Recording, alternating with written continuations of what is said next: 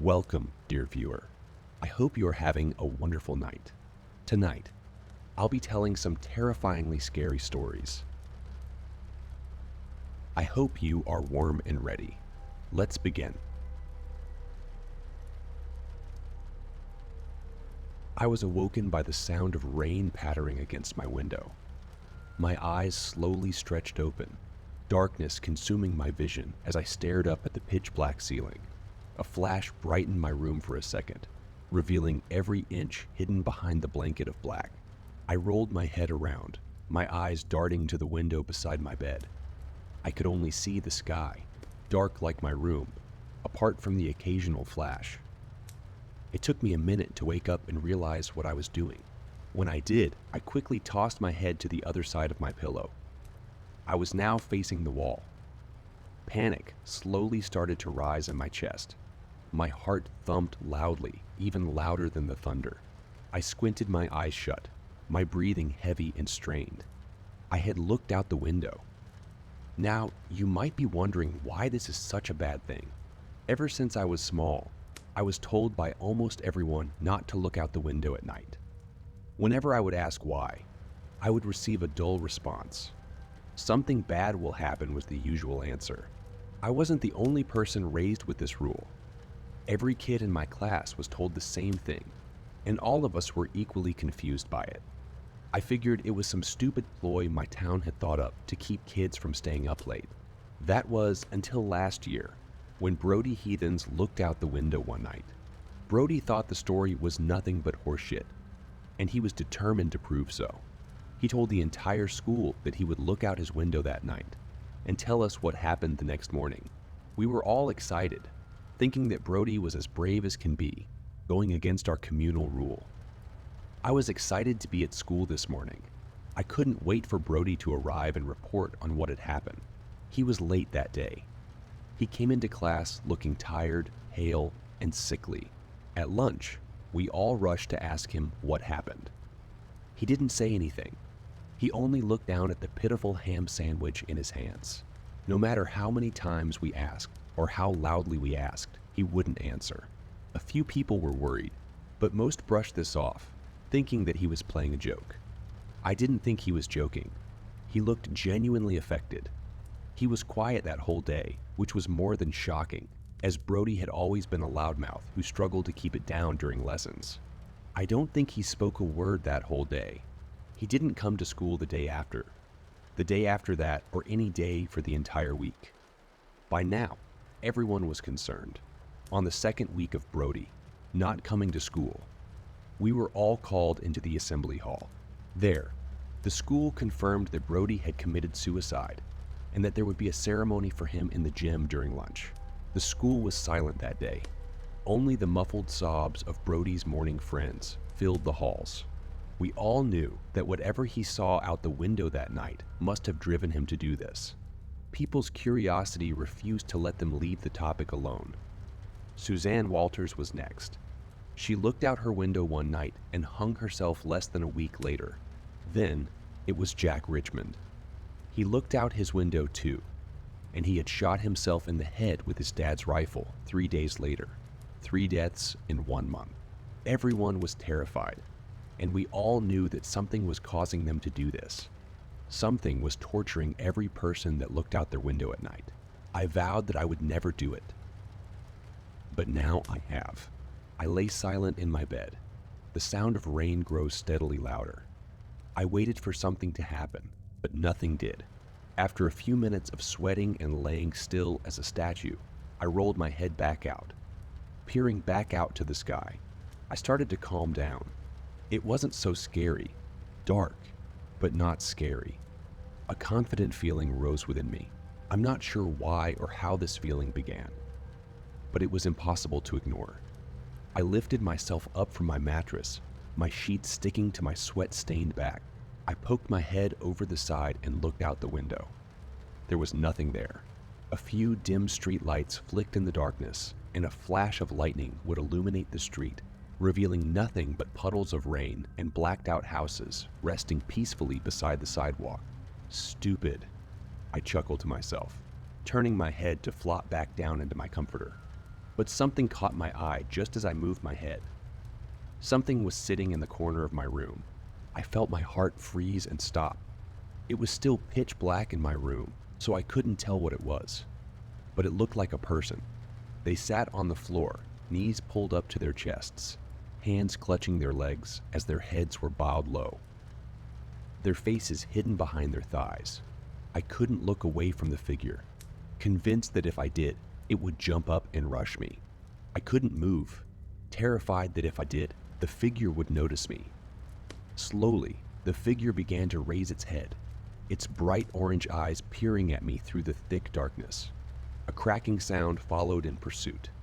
The figure rose to its feet. Once it was fully up, it was up to my ceiling. I didn't know what to do at that moment.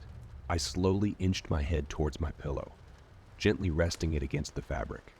I rolled over, slow as a snail, so I was facing my wall. The whole time, the figure stayed still, just watching me with its beady orange eyes. I shut my eyes as tight as I possibly could. I couldn't stop the waterfall of tears from dripping down my face, although I did my best to be as quiet as possible, apart from the occasionally loud sniffle. I'm not sure how, but eventually I fell asleep. I woke up the next day. The sun beamed into my room, and the figure was gone. I jumped out of bed and ran downstairs. My parents were sitting in the dining room, and behind them stood the figure. I could see it fully now. Its skin was a dry, muted gray, and it had two little slits in its face for nostrils. Wispy tufts of hair crept out from its scaly scalp. It had a long, skinny body. I could see its ribs poking out of its stomach. It had short, stubby, almost dinosaur-like arms, with nails as long and as sharp as knives protruding from its fingers. Its orange eyes glared at me while it smiled, big and commercially white teeth poking out from its gray, chapped lips. "Mom," I muttered, baffled at how my parents couldn't see the figure looming behind them. "Yes, sweetie," she answered in a chipper and unbothered tone. "What's up, bud?" I asked my dad. The figure cracked its neck down so its head was looking down at my father, eyes rolled up to the edges of its eyelids, gazing at me. "You're looking a bit pale," my dad said, worried. I wondered if I should tell them. It was obvious they couldn't see it. I choked down my fear and spoke with a hoarse voice. "I'm fine. I just tried," I said. I sat down at the table. The thing looked at me the entire time I ate. I followed her to school, diving behind cars and trees every time I tried to look at them. I sat down in class. The thing was standing at the back of the class, watching me. The hair stood up on the back of my neck. Its eyes felt like they were stabbing me. My friend, Dave, sat down next to me during lunch. "Dude, are you okay? You've been quiet today," he said. I looked up at him. The creature was standing behind him, waving its knife-like fingers around in a strange pattern. Was this the thing that Brody had seen? The thing that drove him to kill himself? I knew it would try to do the same to me. I wouldn't let it. I looked out my window last night. Dave went pale. There's a creature following me now. Nobody can see it but me. I think it drives you to take your own life. I'm not sure why, but it won't do that to me. I looked up at the creature. It was now snarling at me. I reached its hand up and clapped it down on Dave's head. I watched Dave freeze, and his eyes slowly rolled to the back of his head, blood pouring from them along with his ears and mouth. I jumped to my feet, a nauseous pit rising in my stomach. Dave fell to the ground, staining the grass with cherry red blood. "Dave!" I shouted. "What?" His voice came from behind me. I turned. Dave was standing there alive, but he was also lying on the floor, dead. I felt dizzy. I couldn't keep my head straight. My head throbbed as I tumbled to the floor and blacked out. When I woke up, I was in a dark room. There was nothing in the room but a bed. The creature was lying on top of me, inches away from mine. I wanted to scream, but nothing would leave my mouth. Slowly, the creatures bent down, drool spilling onto my face and into my mouth. Choking me, he opened his jaw wide, his jagged white teeth ready to rip me to shreds. "Alex." I opened my eyes. I was lying in a hospital bed with bandages wrapped around my temple and an IV pumping fluids into my body. My mother was sitting beside me, clutching my wrist. "You're awake. You're finally awake," she cried. What my dad said next made my blood run cold. "Why would you drink that rat poison? What were you trying to do?" "Kill yourself." I looked up at the small window on my hospital room door. The creature stood there, grinning as its glowing orange eyes pierced right through me. This is a true story, although some may not believe me because I know how crazy it sounds.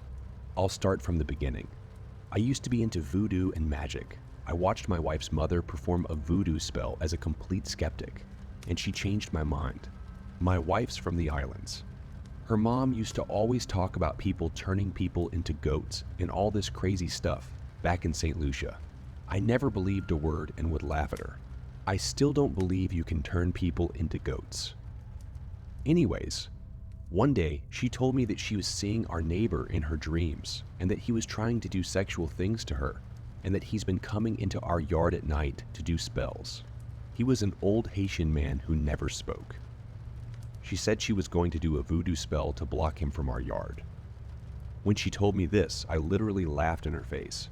Well, a couple of nights later, I'm sitting on the couch downstairs, watching scary movies. She comes down the stairs at 2 a.m., smiling at me. She says, "Bae, look out the window." So I peek out the blinds, and in the backyard, the old Haitian man is walking around my yard and acting like he can't get in, like something's stopping him. I got goosebumps and sat down. My wife's mom looked at me, grinning ear to ear, and said, "I told you." "Bae." After that experience, I started to dabble with witchcraft and voodoo. Then I got into the occult and satanic rituals to summon demons farther down the road. I never actually saw them during the rituals and didn't know if they were actually working, aside from waking up hallucinating and seeing things that the Lesser Key of Solomon described as the appearance of certain demons I tried to summon.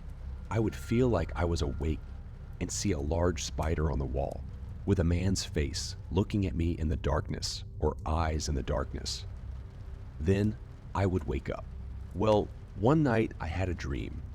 A transgender person came in and started having a conversation with me. She was tall, smiling, and had a seductive presence. Not scary. I'm not into that type of thing, but it was the energy I felt. I know that was Satan, and he let me know when he smiled at me. I felt it without words. Soon, I started feeling like I was being demonically possessed during my sleep paralysis. I would feel something inside me trying to come out of my sleep paralysis, and I could hear it groaning or trying to speak through my mouth. I'm not the type of guy who does drugs, but I had a friend who offered me shrooms. I felt the odd inclination to take them, despite not using drugs at all. I took a bunch of shrooms after fasting. At first, I saw the spirit, which I believe was Satan, who was oppressing me. It was a skull with a snake crawling through the eyes. I rebuked him and told him how much I hated him and that I wanted him to leave. And I felt the negative energy leave, and I felt the negative energy leave as he dissipated. Then what I believed to be an angel came and spoke to me.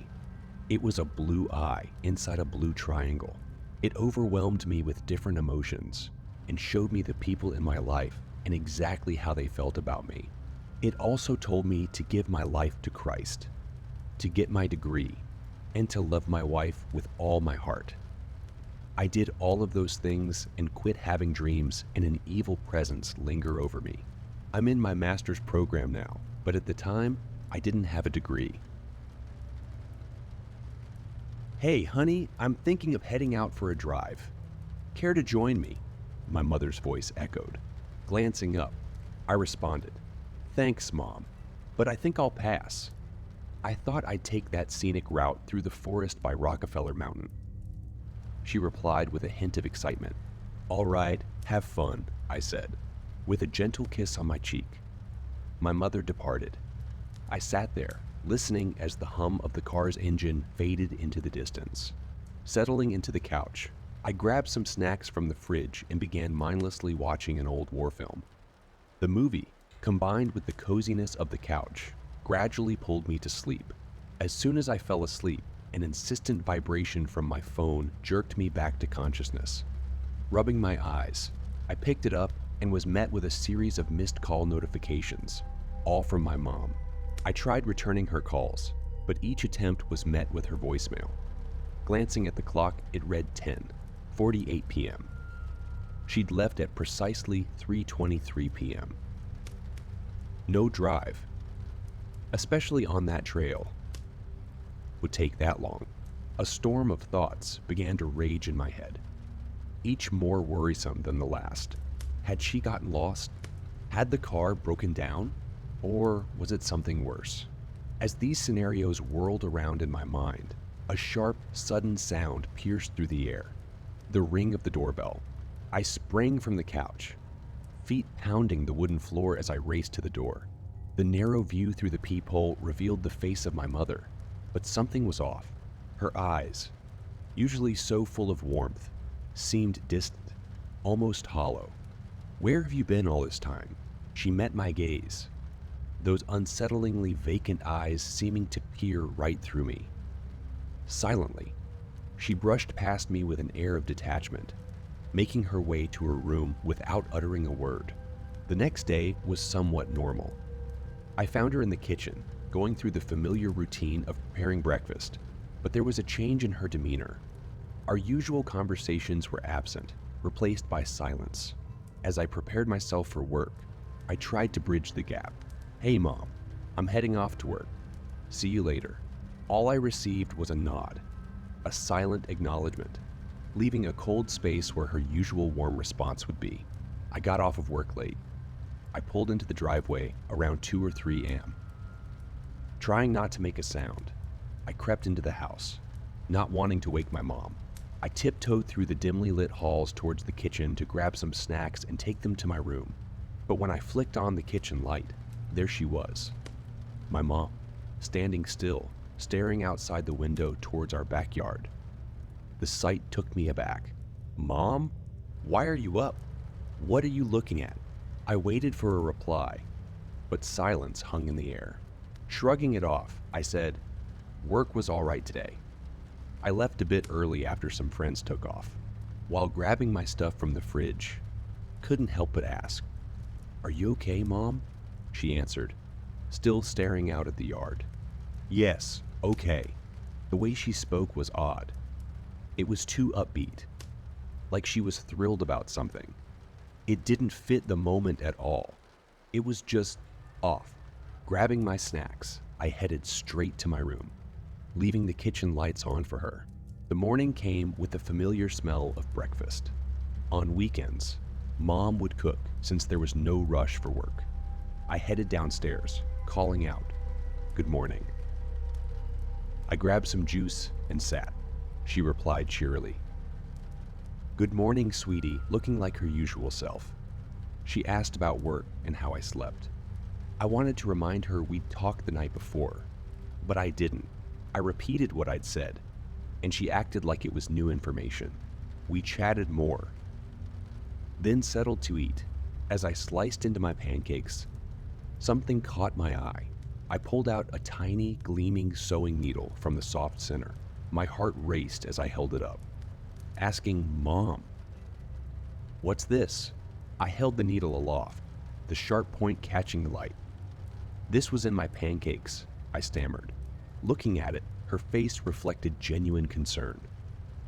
She hurriedly assured me, "I'm so sorry. I'd never want to hurt you." Truly, her embrace was warm and comforting. "Don't eat any more of that. I'll whip up a new one." Her words almost made me feel guilty for suspecting her. It was just so bizarre that doubt naturally crept in. The day proceeded without another hitch. Laughter, movies, gossip, and our ritualistic good night capped it off. I climbed into bed around 10:30 p.m. As a kid, I had a paralyzing fear of the dark. To combat this, my mom had placed 2 nightlights, one in my room and another in the hallway. Though my room was now devoid of light, the hallway still had its comforting glow. Awakening for a sip of water, I froze. The glow from under my door was intermittently obscured. A shadow. Someone stood there, stifling my breath. I watched it for what felt like an eternity, the shadow unwavering. "Mom?" I said it softly. There was no reply. Instead, the shadow receded, gliding silently towards her room. Morning found me weary. The haunting shadow and the weight of eyes on me made sleep impossible. I confronted her at breakfast. "Mom, were you outside my room? Around 3, She evaded the question. Instead, her voice was tinged with nostalgia. "Do you remember letting me brush your curls when you were little? Let's do that now." Beside the sink, conditioner and a brush awaited. Recent events screamed caution. But this was my mom. I relented, sinking into the familiarity of her touch. As she worked on my tangles, time melted away. Our conversation continued as she rinsed my hair. But as I was talking, I suddenly felt a hard grip tighten in my hair. Without warning, my head was forced into the water filling the sink. Panic overtook me. I was being drowned. It's surprising how weak you feel in a situation like this, with your mind racing and someone using their entire weight to hold you down by the back of your head. My arms flailed, at times trying to push myself up using the edges of the kitchen counter. After what felt like an eternity, the grip released. Gasping and coughing, I pulled my head out of the water and spun around to confront my mother. "What the fuck are you doing?" I yell, while trying to make sense of what just happened. That was the first time I actually cussed at my mom. But I mean, what the actual hell? She started laughing, pointing at me with one hand while the other kept slapping her knee. "I got you. You should have seen your face." Staring in shock. My displeasure was clear enough that her laughter faded, replaced by a look of concern. "Come on, don't be upset. It was just a joke." She stepped closer, arms open, for a hug. I quickly sidestepped, keeping distance between us, a wary expression evident on my face. I was genuinely afraid. That wasn't the kind of joke my mother would make. She'd never take a prank to such extremes, certainly not one that could hurt me. It was at this moment that I realized something was terribly off about her. In fact, I began to doubt if she was really my mother at all. From then on, I became distant. Our conversations were minimal, only out of necessity. I began to avoid meals, spending more time locked in my room. Those eerie nights when she'd stand outside my door persisted. It was like clockwork, always around the same hour. And every night, after a while, the shadow would recede. I grew more anxious, opting to leave the house frequently, taking refuge at friends' places just to avoid being home with her. She stopped going to work altogether. During the day, she'd be in the backyard, engaged in strange activities, digging random holes, thrusting a trowel into the ground, or just standing there, seemingly talking to herself, though I could never make out the words. However, last night's event is one that will forever be etched in my memory. Before drifting to sleep, I recall praying for an uninterrupted night's rest. The mere sight of her shadow under my door had become a haunting and fearsome nightly ordeal. I found myself jolted awake in the pitch blackness of my room.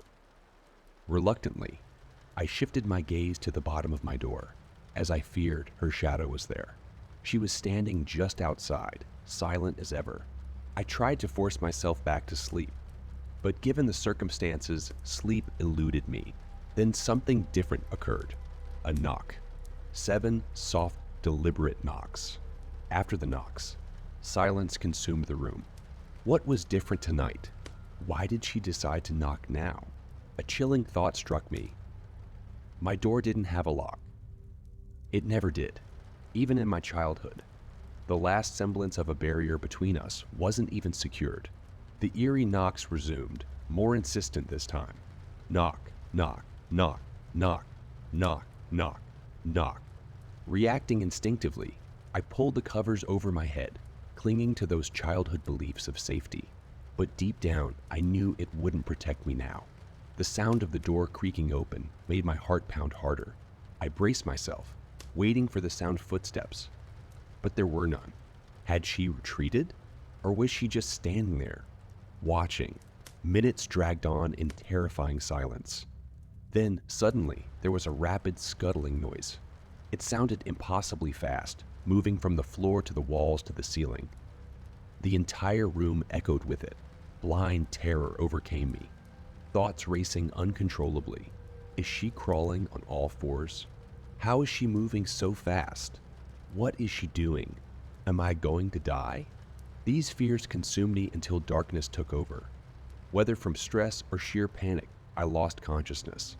Gratefully, it spared me from whatever horror unfolded that night. When morning light finally greeted me, my room was a mess. Everything thrown into chaos. It was nowhere in sight. Did it leave? Is it in the house still? These questions remain unanswered. Gathering my courage, I finally left the safety of my bed and managed to prop a chair against the door for some semblance of security. I'm at a loss for what to do next, or whom to turn to. But one thing is certain. I can't spend another night here.